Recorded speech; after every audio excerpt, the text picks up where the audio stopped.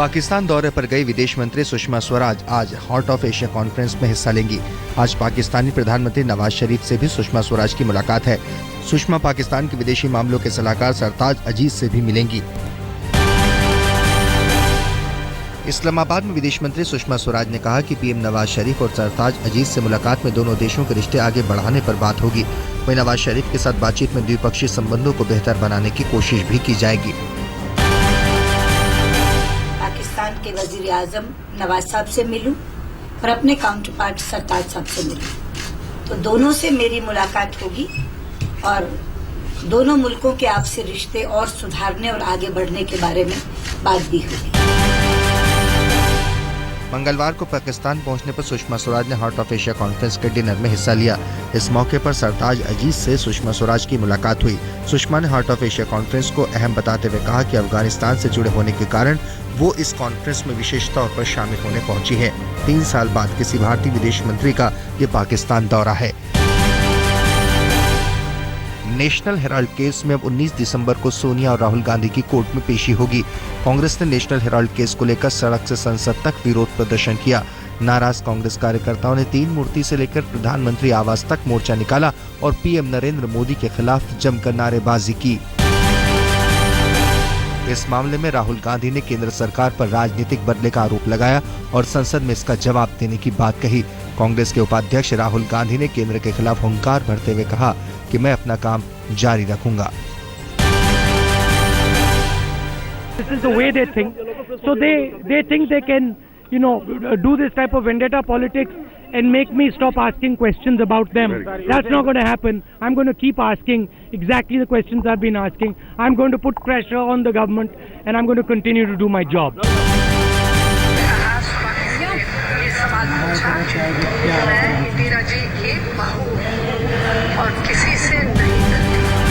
अगर आरोप लगता है कि आपने कानून का उल्लंघन किया है तो अदालत के सामने जाइए। अदालत गलत निर्णय करती है तो उसको चुनौती दीजिए, लेकिन संसद नहीं चलेगी क्योंकि कोई नेता फंस गया है। ये तो लोकतंत्र के अनुकूल नहीं है। नेशनल हेराल्ड मामले को लेकर मंगलवार को दिन भर सियासी बयानबाजी चलती रही। कांग्रेस नेता अभिषेक मनु सिंघवी ने जहां इसे राजनीतिक साजिश बताते हुए कानूनी लड़ाई लड़ने की बात कही, वहीं वेंकैया नायडू ने कहा कि अगर कुछ गलत नहीं किया है तो फिर डरने की जरूरत नहीं है। पूरे मामले पर नेशनल हेराल्ड केस में याचिकाकर्ता सुब्रमण्यम स्वामी ने कहा कि मैं तभी निशाना बनाता हूं जब कोई भ्रष्टाचार करता है।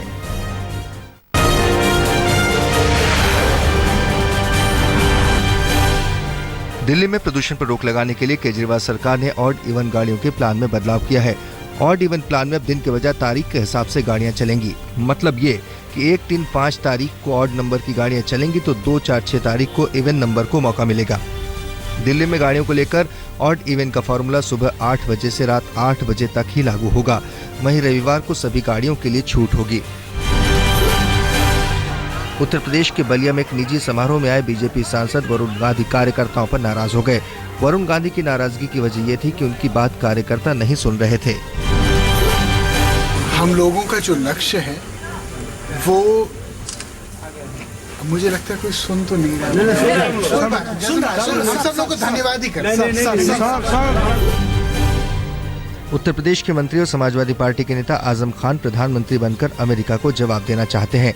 अमेरिकी राष्ट्रपति पद के उम्मीदवार डोनाल्ड ट्रंप द्वारा मुस्लिमों के अमेरिका में प्रवेश पर रोक को लेकर आजम खान ने कहा कि यही वक्त है भारत को जवाब देने का। आजम खान ने कहा कि भारत अहिंसा परमो धर्म वाला देश है और अमेरिका को आईना दिखाने का वक्त है। वाकई अहिंसा परमो धर्म का देश है। इस वक्त अमेरिका को आईना दिखाने का वक्त है। वक्त है इस बात का कि मुझे प्रधानमंत्री बना दे। जवाब होगा ये अमेरिका के लिए। आरएसएस को बैन करने को लेकर आजम खान के बयान पर विश्व हिंदू परिषद ने पलटवार किया है। वीएचपी के अंतर्राष्ट्रीय महामंत्री चंपत राय ने कहा कि यूपी सरकार आरएसएस को आतंकी संगठन मानते हुए बैन करके दिखाए। वीएचपी और आरएसएस के लोग उन्हें मुंहतोड़ जवाब देंगे।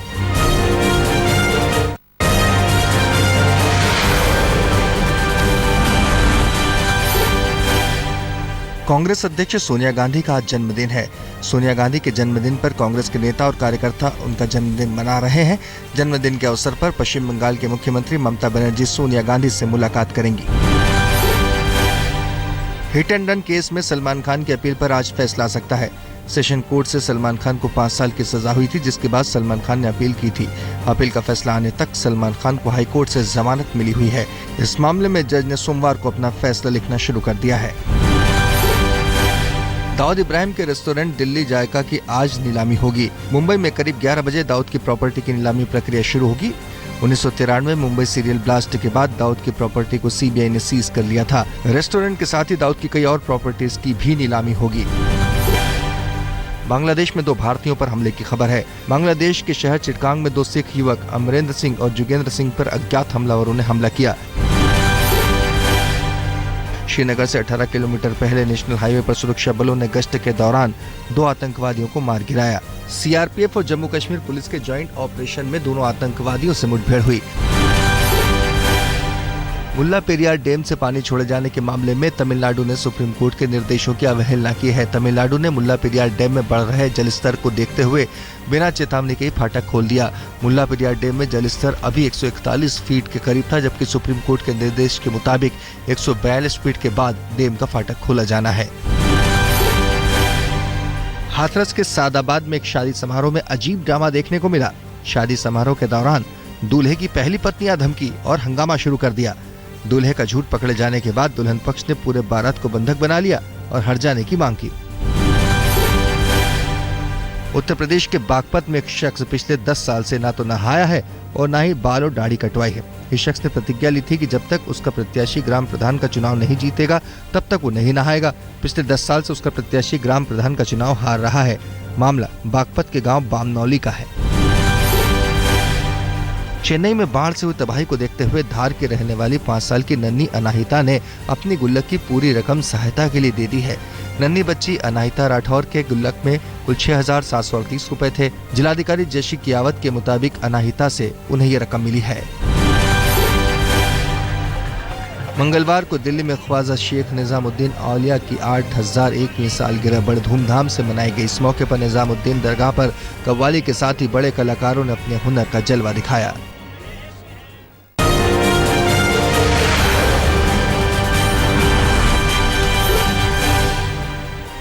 गरीब लड़कियों को अगवा कर जबरदस्ती शादी करवाने वाले गैंग का दिल्ली पुलिस ने पर्दाफाश किया है। गैंग के सदस्य बिहार, झारखंड, बंगाल की गरीब नाबालिग लड़कियों को रेलवे स्टेशन से उठाते थे और शादी के लिए बेच देते थे। दिल्ली पुलिस की क्राइम ब्रांच ने इस मामले में मुजफ्फरनगर के रहने वाले गिरोह के सरगना अरविंद के साथ ही 2 और लोगों को गिरफ्तार किया है। पुलिस को गिरोह के 7 और लोगों के बारे में पता चला है। पुलिस ने 2 लड़कियों को भी बरामद किया है। पूर्व विधायक भरत सिंह के मर्डर केस के मुख्य गवाह विपिन की मंगलवार को दिल्ली के जापानी पार्क में गोली मारकर हत्या कर दी गई। हत्यारों ने कई राउंड गोलियां चलाई, जिसमें मुख्य गवाह विपिन को 5 गोलियां लगी। मृतक विपिन नजफगढ़ का रहने वाला है। गाजियाबाद के इंदिरापुरम के अभयखंड में एक शख्स ने अपनी पत्नी की गोली मारकर हत्या कर दी। आरोपी को पुलिस ने मौके से गिरफ्तार कर लिया। आरोपी के पास से पुलिस ने वारदात में इस्तेमाल हथियार को बरामद कर लिया है। पुलिस के मुताबिक पति पत्नी में बच्चों और 2.5 लाख रुपए को लेकर विवाद चल रहा था। पिछले 2 साल से पति पत्नी अलग रह रहे थे। दिल्ली में रोड हादसे का वीडियो सामने आया है। ये वीडियो उत्तम नगर में 20 जून को रात 12:03 पर हुए हादसे का है। वीडियो में एक सेंट्रो कार एक बाइक को टक्कर मार रही है। जबरदस्त टक्कर के बाद सेंट्रो कार मौके से फरार हो गई। इस वीडियो के आने के बाद पुलिस अब आसानी से आरोपी तक पहुंच सकती है। मध्य प्रदेश के सागर में एक डंपर ने बच्चों से भरी स्कूल बस को टक्कर मार दी। इस टक्कर में 6 बच्चे घायल हो गए। एक्सीडेंट की घटना से गुस्साए लोगों ने डंपर चालक की जमकर पिटाई कर दी। घायल बच्चों में 2 की हालत गंभीर है। देहरादून में करोड़ों रुपए की प्रॉपर्टी और अवैध संबंधों के चलते एक परिवार के 3 लोगों की हत्या की खबर का खुलासा हुआ है। पुलिस के मुताबिक आरोपी का मृतक की भाभी से अवैध संबंध था और इसी के चलते वो पूरे परिवार की हत्या करना चाहता था। हालांकि वारदात के दिन किसी काम की वजह से महिला का पति अपने परिवार के दूसरे सदस्यों के साथ नहीं जा पाया, जबकि महिला की सास, देवर और एक बच्चे को उसने मार डाला।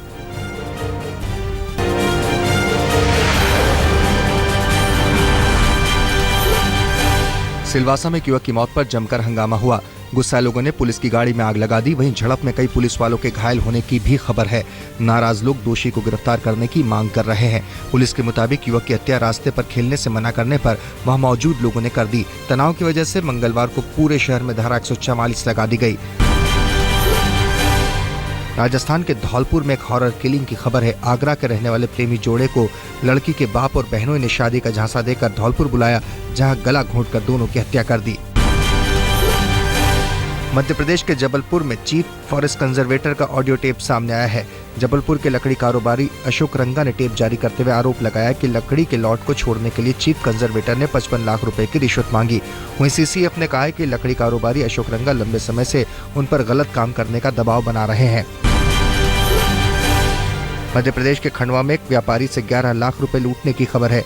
व्यापारी स्कूटर पर सवार होकर किसानों का भुगतान करने इंदौर रोड से मंडी जा रहे थे, तभी दो बदमाशों ने टक्कर मारकर रुपए लूट लिए। पूरे मामले में पुलिस सीसीटीवी फुटेज खंगाल रही है।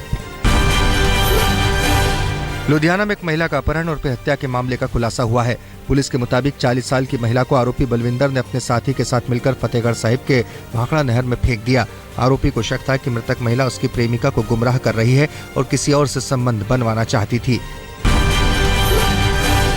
मेरठ के गंगानगर इलाके में अज्ञात बदमाशों ने एक रेस्टोरेंट मालिक की गोली मारकर हत्या कर दी।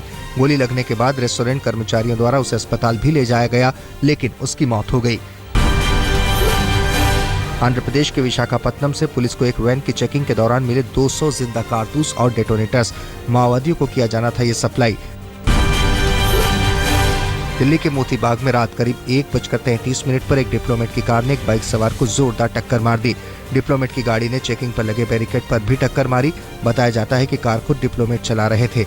इतना ही नहीं, डिप्लोमेट ने ड्यूटी पर तैनात दिल्ली पुलिस के कांस्टेबल नेक सिंह को भी घूंसा मारा। ये कार रशियन एम्बेसी की बताई जा रही है। टक्कर में घायल बाइक सवार नवीन को एम्स में भर्ती कराया गया है।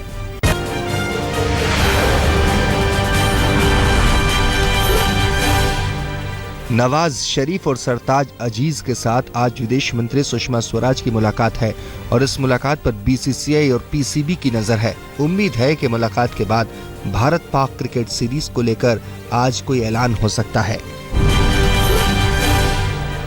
भारत पाक सीरीज पर बीसीसीआई अध्यक्ष शशांक मनोहर ने अजब बयान दिया। शशांक मनोहर ने कहा कि ये पाकिस्तान की सीरीज है। वेन्यू, टिकटिंग और ब्रॉडकास्टर के बारे में पाकिस्तान को तय करना है। वहीं एक सवाल के जवाब में शशांक मनोहर ने यह भी कहा कि वो कोई ज्योतिषी नहीं है। भारत पाक क्रिकेट सीरीज को लेकर कोई भविष्यवाणी नहीं कर सकते। आईपीएल में पुणे और राजकोट की 2 टीमें खेलेंगी। पुणे की टीम संजीव गोयनका ने करीब 18 करोड़ में खरीदी, वहीं राजकोट को इंटेक्स ने रिवर्स बिडिंग में 10 करोड़ में खरीदा। दिल्ली में मंगलवार को आईपीएल गवर्निंग कमेटी की बैठक में ये फैसला लिया गया। इंटरनेशनल क्रिकेट में एक बार फिर ग्रीम स्मिथ अपने बल्ले की चमक बिखेर सकते हैं।